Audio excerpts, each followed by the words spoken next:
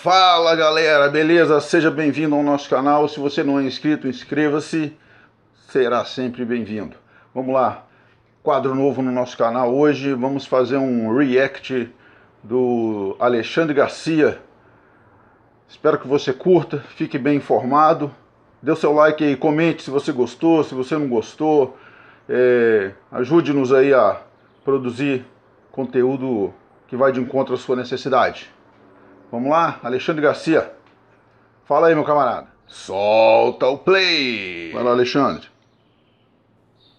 Olá, minhas amigas e meus amigos. Chegou a hora do nosso encontro neste 2 de dezembro. Em 1870, portanto há 150 anos, é o sesquicentenário hoje, Certo. estreou a ópera O Guarani, de Carlos Gomes. Inclusive em homenagem ao aniversário do imperador Pedro II, que nascera em 1825. Legal. Eu tenho esse livro aí, e essa é a parte do programa interessante, né, que vai nos situando em fatos históricos do dia, bem interessante. Pois é. Imagine o orgulho de um brasileiro quando a gente entra no Teatro alla Scala, em Milão, no hall de entrada, do lado esquerdo, um busto do brasileiro Antônio Carlos Gomes, que brilhou naquele que é uma referência no mundo da música. É verdade. Mais um nome aí para a gente saudar, né? Se orgulhar de ser brasileiro. É verdade. Bom, muitos motivos vamos aos demais assuntos de hoje. Ser brasileiro. E não esqueça de dar o seu like, o seu dislike e de se inscrever, para a gente chegar juntos ao 2º milhão. Vamos lá, Alexandre, esse Brasil... Gente, amanhã é o Dia Internacional do Portador, da pessoa portadora de deficiência física. Vai haver, inclusive, um evento no Palácio do Planalto para lembrar isso e agitar os brasileiros para trabalharem sobre isso. Dá um pause aqui. Pessoal, dia 3 de dezembro é o Dia da Pessoa com Deficiência. Houve um grande evento lá no Palácio do Planalto com as crianças, né, da região ali de Brasília, que é a região pobre de Brasília, com o programa de voluntário da primeira-dama, Michele Bolsonaro, e eu não via uma cobertura da imprensa, tá, sobre esse evento lá no Palácio do Planalto. Foi muito interessante, eu vi na Record, mas não vi assim a grande mídia, não. Quando foi entrevistar a Michele Bolsonaro, inclusive, eu só vi 2 microfones lá, que era o da Record e o da TV Brasil, se eu não me engano. Segue aí, Alexandre. Agora vejam só a ironia triste, a ironia cruel disso aí. Hoje, a gente fica sabendo que o ministro Dias Toffoli, do Supremo, atendendo a um pedido do Partido Socialista, deu uma liminar cancelando um decreto de 30 de setembro agora, cancelando um decreto. Vai para o plenário decidir, mas já está cancelado pelo ministro Dias Toffoli. A coisa típica daquilo que denunciou o ministro Fux quando assumiu, presidente do Supremo. O ministro Marco Aurélio já havia denunciado isso. Pequenos partidos, sem voto no plenário, né, usam o Supremo como seu diretório auxiliar. Dá um pause aqui. Na verdade, os partidos pequenos que perderam a eleição, os partidos de esquerda, mais à esquerda, eles estão usando os ministros do Supremo, mas porque os ministros também se deixam usar. No Brasil nós temos 3 poderes, né? O legislativo, o executivo e o judiciário. Então o poder judiciário está no mesmo nível do poder da presidência. Mas um juiz apenas do STF, ele bloqueia a ação de um poder, que é o executivo. Não é o poder judiciário, não é o STF que está bloqueando. É um ministro, uma andorinha sozinha tentando fazer verão, tentando aparecer, tentando atrapalhar o Brasil. E o advogado do PT, ele faz isso muito bem. Você vê, um indivíduo sozinho bloqueou, cancelou medida de um governante, do presidente do país eleito. Isso é absurdo para você? Isso é mais do que absurdo. Isso aí não é se meter no poder dos outros, não é se meter em outros poderes, como eles vivem reclamando. Isso é muito pior. Isso aí é você não deixar o outro governar, certo? Já que vai levar para o plenário, deixa a coisa como está, porque tem uma equiparação aí de poder, né, entre o Dias Toffoli e o presidente. Teoricamente, o chefe do executivo tem mais poder do que um ministro do STF, teoricamente deveria ser assim, e acredito que a Constituição foi feita assim. Esses caras que estão torcendo tudo. E levasse sim para o plenário, e aí o plenário decidir se é constitucional ou não. Porque o dever do STF é só esse, é pegar, não discutir a matéria em si, o crime em si, o evento em si, mas se a decisão tomada ali é embasada na Constituição ou não. Esse é o trabalho do STF, não é para ele ficar fazendo essa novela, essa cena, esse alvoroço que eles ficam fazendo o tempo todo aí não. Vamos lá, Alexandre. Para incomodar o governo. No caso, incomodar o governo. O PSB poderia, né, sugerir um decreto legislativo para anular o decreto do presidente, mas foi o Supremo e o Dias Toffoli, na véspera do Dia Internacional do Portador de Deficiência Física. Olha aqui o que ele suspendeu, vou contar para vocês. Só um minutinho, Alexandre, mais um pause aqui. Esses partidos poderiam fazer um decreto legislativo contra o decreto do presidente? Poderia. Mas por que eles não fazem? Porque eles não têm voto, porque eles não têm maioria na Câmara, porque eles não têm nada e porque eles sabem que ninguém vai apoiar isso. Então eles vão para onde? Para o STF. E eles esperam. E isso já foi provado que eles entram várias vezes seguidas com o mesmo processo, como aconteceu lá com aquele cidadão lá que o Marco Aurélio soltou, aquele André do Rap, né? O cara entrou lá várias vezes até cair na mão do colega, do combinado, até cair na mão de alguém que vai fazer o que eles querem, tá? Isso já foi provado e o presidente Fux precisa fazer alguma coisa para isso deixar de acontecer.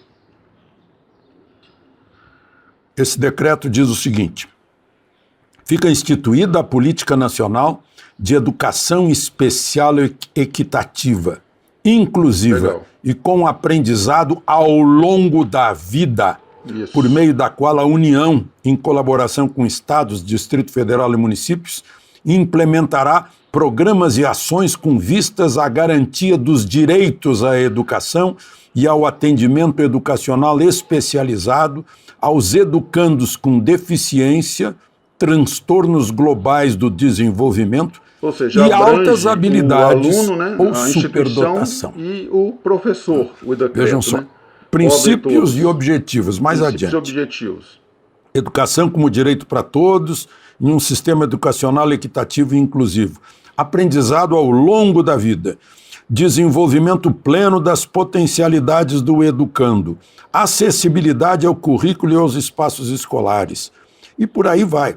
Inclusive, qualificação para professores e demais profissionais isso precisa muito, da educação. São objetivos desse programa de aprendizado ao longo da vida, inclusiva e equitativa. Garantir os direitos constitucionais de educação e atendimento educacional especializado aos educandos com deficiência, transtornos globais do desenvolvimento e altas habilidades ou superdotação. Eu vou pular lá para o finzinho, porque o decreto já são 10 artigos, né? Imagina que um deles, prestação de serviços de equipes multiprofissionais interdisciplinares de educação especial, guias intérpretes, professores bilíngues em Libras e língua portuguesa, professores de educação especial. Gente, isso foi cancelado, acreditem. Vocês devem estar achando que eu estou inventando, que isso é fake news. Não, isso é um absurdo. Parece fake news, mas é um absurdo que o ministro Dias Toffoli sozinho, não é monocraticamente, porque quando fala monocraticamente, você fala mono, sozinho, crática de democrática, né? Sozinho, mas democraticamente. Não. Isso aí é ditatorialmente. Isso aí é uma ditadura, isso é um autoritarismo. Autoritariamente, isso é uma situação que o ministro Dias Toffoli fez. de maneira autoritária, ou seja, sozinho, auto, tá bom? O pessoal está chamando isso de autocrático. Não, não é autocrático, não existe autocrático. Isso é autoritário. Segue, Alexandre. Parece, mas não é.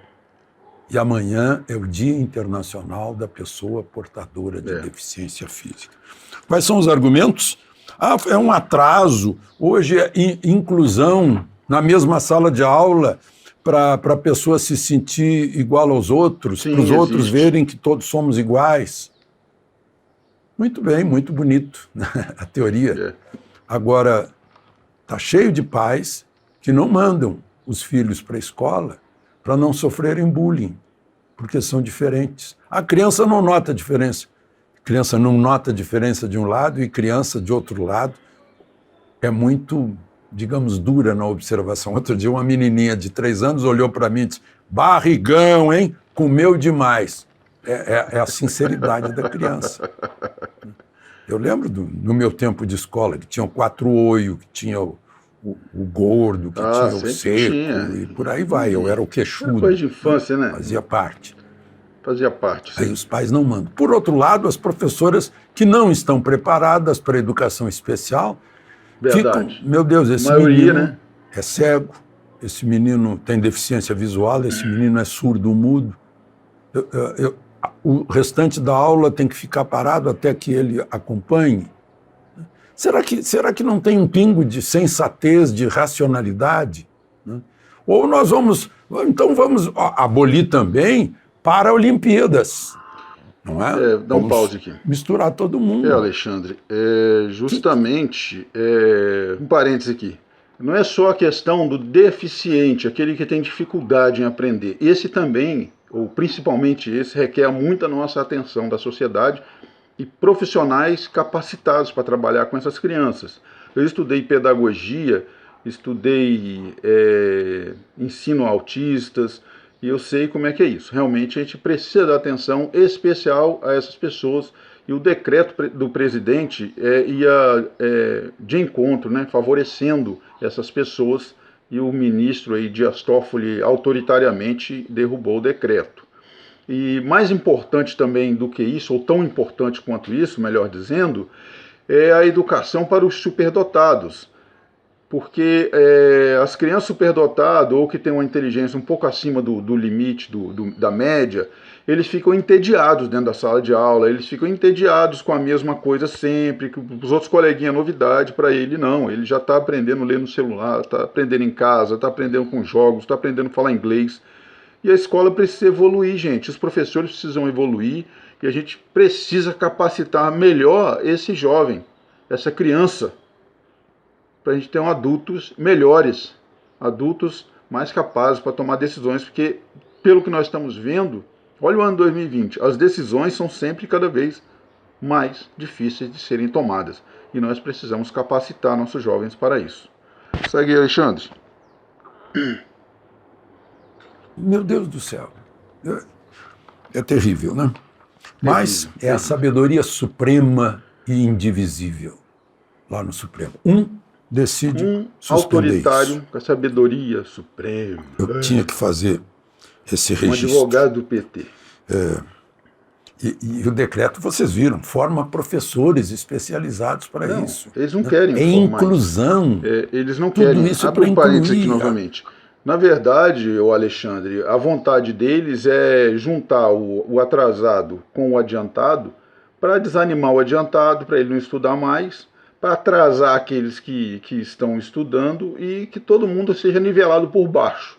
A ideia é essa, todo mundo seja nivelado por baixo, é o analfabeto funcional, para a esquerdalha funciona bem. Você já viu que quando faz pesquisa eleitoral, geralmente pessoas que não têm estudo são maioria votantes da esquerda. E eles sabem disso e eles investem muito nisso, para bagunçar a escola, bagunçar a faculdade, bagunçar tudo. Eles não têm compromisso com o ensino, não tem compromisso. Segue aí. Para a pessoa despertar. E, inclusive, superdotados. Superdotados também precisam disso. Imagina um filho superdotado numa sala de aula, que ele está acima de todo mundo. A professora vem falar de equação de segundo grau, para ele é fichinha. Né? Mas ele tem que esperar pelos outros. Então, até isso está previsto lá no decreto, que foi suspenso pelo senhor ministro Dias Toffoli. O autoritário, vai ser agora oferecido Dias ao Toffoli. plenário do Supremo. Não é a primeira vez que ele ou outros fazem isso lá. Tá? Todo mundo ali é uma autoridade isolada. O assunto de ontem, uma continuação, né? Uma ilha lá de suprema. Criciúma, esse policial, o Jefferson Luiz Esmeraldino, está havendo campanha entre os companheiros dele da PM para doação de sangue. Ele foi atingido no fígado. É isso. Tem 32 anos. O cara estava lá fazendo seu trabalho. É um homem que jurou dar a vida em defesa da lei. Esses homens são desprezados por certas pessoas desse país que idolatram bandidos. Ah, tem muito. Vejam o noticiário. As qualidades dos bandidos, profissionais, planejaram, né?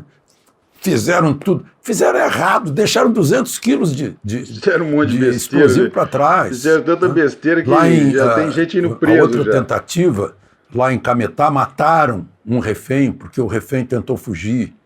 Cametá houve, para quem não sabe, houve outro assalto da noite passada para cá, né? Cametá, no Pará, da mesma forma que houve o assalto de Curitiba, né? Impedindo que a polícia saísse do seu quartel, da mesma forma. Pessoal, esse novo cangaço que estão chamando aí é uma coisa que as autoridades vão ter que lidar com isso, tá? Se nós tivéssemos cidadão armado, as pessoas armadas, isso seria muito diferente, tá? Seria bem diferente. Vamos lá. Como é que houve em Araraquara, onde, aliás, vocês lembram? Valentia da Guarda Municipal com aquela senhora que queria ficar sozinha na praça? Tem mulher na praça é fácil. Será que eles prender mulher na praça é fácil, né, Araraquara? Contra os assaltantes? Dinho do PT, Deus, né, o prefeito lá. Prender dona de casa na praça é fácil. E agora se descobriu o seguinte, no carro que lá em Criciúma abandonaram, no meio de uma roça, tinha sangue. Ou seja, o policial que reagiu da janela do seu apartamento atingiu alguém.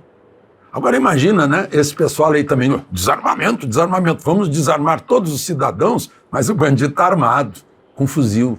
Verdade. Agora, se os cidadãos fossem armados, já imaginaram, da janela dos apartamentos, perto do Banco do Brasil, a chuva de chumbo sobre os assaltantes? Será que eles iriam ousar? Não? Parêntese aqui, vamos abrir um parêntese. A questão do armamento é muito sério, né? Morei muita parte da minha vida na roça, no interior, na região amazônica, região de Rondônia, sempre região de mata, e era comum a gente andar armado lá. Quando eu fiz 14 anos, meu presente de aniversário, que meu falecido pai me deu, foi uma arma de fogo. Então era uma necessidade.